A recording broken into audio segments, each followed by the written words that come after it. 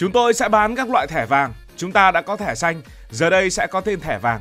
Chúng tôi sẽ định giá thẻ này khoảng 5 triệu đô la Mỹ và nó sẽ mang lại cho người sở hữu những quyền lợi như thẻ xanh.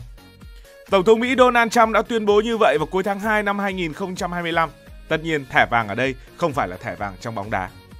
Ông Trump lại làm cả thế giới trầm trồ khi tung ra ý tưởng thẻ vàng.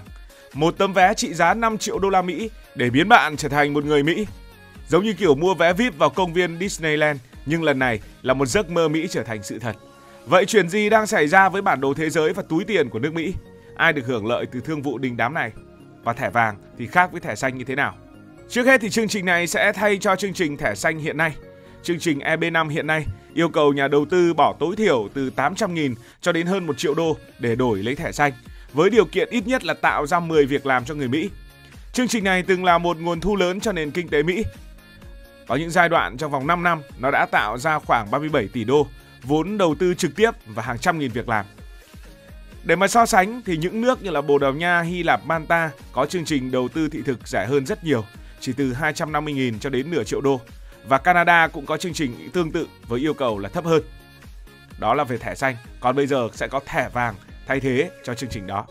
Bạn cứ tưởng tượng, thẻ vàng giống như một tấm vé VIP nhưng không phải vào một sân vận động, không phải là vào một khu đất mà là vào nước Mỹ. Ông Trump nói rằng, cứ đưa tôi 5 triệu đô, tôi sẽ kiểm tra bạn là người tốt, tiền sạch, rồi tôi sẽ cho bạn thẻ xanh ngay. Không giống như chương trình cũ, phải bỏ tiền, xây khách sạn và đặc biệt là phải tạo ra việc làm cho nước Mỹ, thì thẻ vàng nghe có vẻ đơn giản hơn nhiều. Cứ nộp 5 triệu đô, xong đợi duyệt, thế là được sống ở Mỹ hợp pháp. Và ước chừng đâu đó sau khoảng 5 năm sẽ được xin quốc tịch, cầm hộ chiếu Mỹ đi khắp thế giới. Vậy, ai muốn nhận được thẻ vàng từ nước Mỹ? Và nước Mỹ trước hết có lợi gì từ điều này? Hãy tưởng tượng vào một ngày đẹp trời, tiền từ khắp nơi trên thế giới bắt đầu đổ về Mỹ. Với cái giá 5 triệu đô cho thẻ vàng, những đại gia lắm tiền nhiều của bắt đầu suy nghĩ về việc sẽ trở thành một người Mỹ. Theo Forbes, Trung Quốc có tổng cộng là 540 tỷ phú và hàng chục nghìn người có tài sản trên 1 triệu đô la Mỹ ở Thượng Hải hay Thâm Quyến, chắc chắn sẽ dẫn đầu danh sách những người muốn sở hữu thẻ vàng. Họ có thể xem thẻ vàng như một chiếc phao cứu sinh cho tài sản giữa lúc kinh tế trong nước thì vẫn chòng chành, hoặc đơn giản chỉ là để gửi con sang Mỹ học cho uy tín. Rồi Ấn Độ thì Ấn Độ có 200 tỷ phú và tầng lớp giàu mới nổi đang khát khao một chân trời trong thế giới phương Tây. Nga cũng không chịu thua với nhiều tỷ phú và túi tiền từng đầy ắp hàng chục tỷ đô trước cấm vận, và họ có thể đến Mỹ để tìm bến đỗ mới. Ông Trump còn nói đùa rằng ông sẵn sàng bán thẻ cho những người Nga miễn là họ chịu chi. Xa hơn một chút, các ông hoàng dầu mỏ từ Ả Rập Xê Út hay UAE với hơn 50 tỷ phú cộng lại cũng có thể tham gia, vừa để khoe mẽ, vừa để có thêm một căn biệt thự ở đâu đó tại nước Mỹ.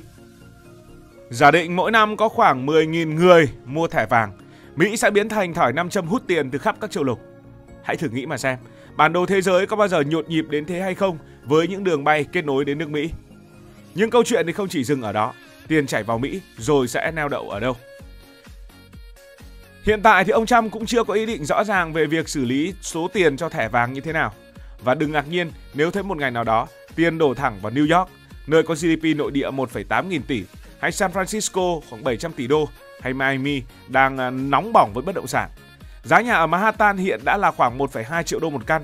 Nếu mà bây giờ có thêm những triệu phú, có thêm những tỷ phú, có thể nhảy vọt lên, có khi là gấp rưỡi hoặc gấp đôi. Trong khi đó, những bang nghèo nàn chỉ nhìn mà tiếc, bởi vì các tỷ phú không ai muốn sống ở đó cả. Nếu ông Trump bán được 1 triệu thẻ thì nó tương ứng với 5.000 tỷ đô la Mỹ, thì nó sẽ tạo ra một bức tranh ngày một chênh lệch giàu nghèo giữa các bang tại nước Mỹ, và chính những người Mỹ sẽ thay đổi. Bây giờ thì đến phần kinh tế, ông sẽ thu tiền đó để làm gì? Ông Trump nói rằng thẻ vàng sẽ cứu nước Mỹ khỏi hố nợ 34.000 tỷ đô la Mỹ theo số liệu của năm 2024.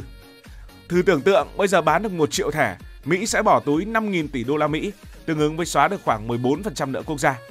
Nhưng để đạt được 5.000 tỷ đô la Mỹ thì cần 1 triệu người mua, và 1 triệu người mua này tất nhiên không phải một năm mà là ước chừng từ 20 cho đến 25 năm, tức là 40.000 cho đến 50.000 người mỗi năm. Liệu có đủ số đại gia ở trên thế giới này sẵn sàng chi 5 triệu đô để đổi lấy quốc tịch của nước Mỹ hay không? Chưa hết, ông Trump và Bộ trưởng Thương mại còn khoe mấy vị khách giàu có này sẽ chi nhiều tiền, nộp thuế nhiều. Một người siêu giàu tiêu trung bình khoảng 500.000 đô la Mỹ một năm, đóng thuế thu nhập khoảng 150.000 đô la Mỹ với thuế suất ước tính ở đây là 37%. Và thế là nước Mỹ lại có thêm tiền cho những kế hoạch của họ. Thế còn với những người mua thẻ vàng ở nước Mỹ, họ sẽ được gì? Thẻ vàng chính là con đường cao tốc thẳng tiến. Một gia đình 4 người chỉ cần trả 5 triệu đô la Mỹ và sau 5 năm họ có thể xin quốc tịch, cầm hộ chiếu Mỹ oai phong, bầu cử cho ông Trump một lần nữa nếu ông còn tranh cử và được bảo vệ trên toàn cầu. Bạn thắc mắc, công dân Mỹ có gì hơn các nước khác đúng không? Thì làm công dân Mỹ ở đây không chỉ cầm hộ chiếu quyền lực mà còn có những lợi ích thực tế khiến cả thế giới phải mơ ước. Trước tiên hãy nói về tấm hộ chiếu của nước Mỹ, thứ mà ai cũng muốn cầm một lần. Năm 2025, nó xếp hạng 7 trên thế giới, mở cửa tới 187 nước mà không cần visa hoặc chỉ cần đăng ký online là xong. Muốn qua Ý để ăn pizza, muốn qua Hàn Quốc để xem K-pop hay qua Brazil để xem samba, cứ đi thôi, không cần phải xếp hàng xin visa mệt mỏi. Để mà so sánh, Việt Nam thì chỉ đi được 54 nước, hay Trung Quốc là tổng cộng 85 nước. Làm người Mỹ có nghĩa là bạn sống ở nền kinh tế số 1 thế giới, với GDP bỏ Trung Quốc vượt Nhật Bản, bạn muốn làm gì cũng được. Mở một tiệm cà phê ở Los Angeles, làm kỹ sư ở thung lũng Silicon hay bán đồ online khắp nước Mỹ, không cần lo visa hay những giấy phép lằng nhằng. Và nếu bạn có con, làm công dân Mỹ cũng là một cách đầu tư siêu hời cho các thế hệ sau. Con bạn sinh ra trên nước Mỹ tự động trở thành công dân. Luật này không phải nước nào cũng có.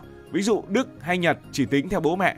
Chúng được học trường công miễn phí từ năm mẫu giáo đến lớp 12 và chất lượng tất nhiên cũng thuộc loại hàng đầu thế giới.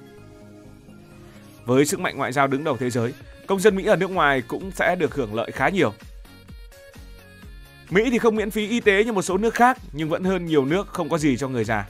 So với các nước đang phát triển, công dân Mỹ lúc nghỉ hưu vẫn có chỗ dựa và không lo rơi vào cảnh túng quẫn.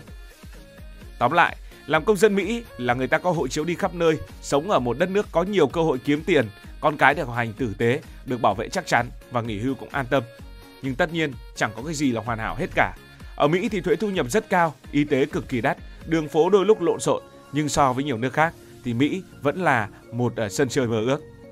Và nếu ông Trump bán được 1 triệu thẻ trong 20 năm, Mỹ đỏ túi 5.000 tỷ đô la Mỹ, còn 1 triệu đại gia nước ngoài được sống ở nước Mỹ. Nhưng liệu có đủ người để xếp hàng hay không? Hay đây chỉ là một màn trình diễn hoành tráng của ông Trump? Nếu bạn có 5 triệu đô la Mỹ, bạn có chơi lớn mua tấm thẻ vàng này hay không? Hãy để lại ý kiến của bạn dưới phần bình luận. Còn nếu bạn chưa có 5 triệu đô la Mỹ thì đây là một số cách để bạn có thể trở thành một công dân Mỹ. Cách đầu tiên đó là kết hôn với người Mỹ. Bạn đang mơ về việc cầm hộ chiếu Mỹ, hát quốc ca Mỹ và ăn bánh táo kiểu Mỹ. Hiện tại có khá nhiều con đường để người nước ngoài trở thành công dân Mỹ. Cách đơn giản và lãng mạn nhất có lẽ là cưới một người Mỹ. Bạn gặp một anh chàng hay một cô nàng Mỹ chính gốc, yêu say đắm rồi kết hôn hợp pháp. Sau đó thì bạn sẽ xin thẻ xanh qua diện bảo lãnh. Thông thường mất khoảng 1 đến 2 năm để được thẻ xanh, rồi thêm 3 năm chung sống nếu không ly hôn để nộp đơn xin quốc tịch. Tổng cộng mất 4 đến 5 năm nếu mọi thứ suôn sẻ.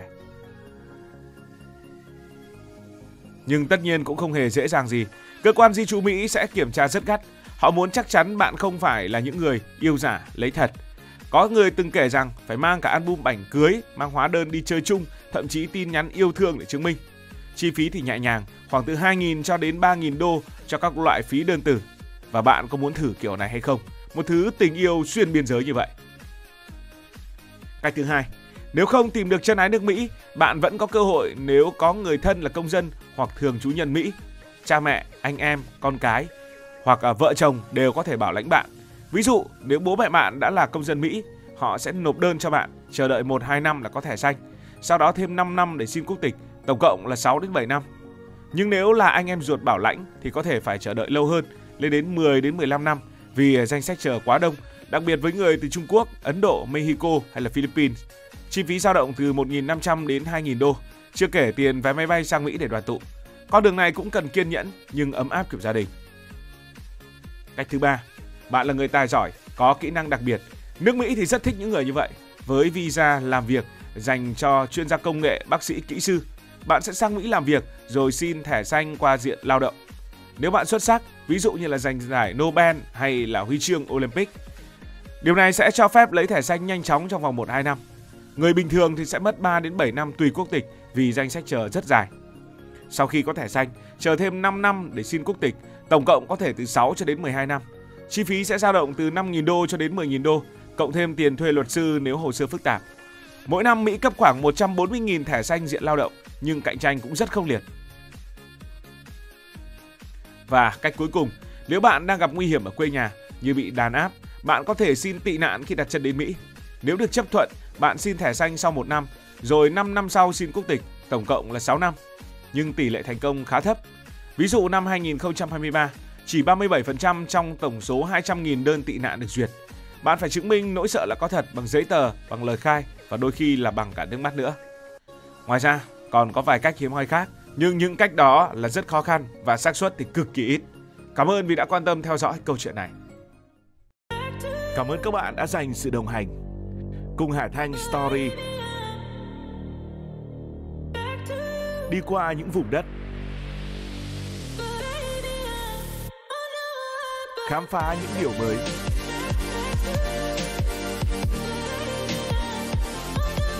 Đừng ngần ngại, hãy để lại những góp ý và xin được hẹn gặp lại.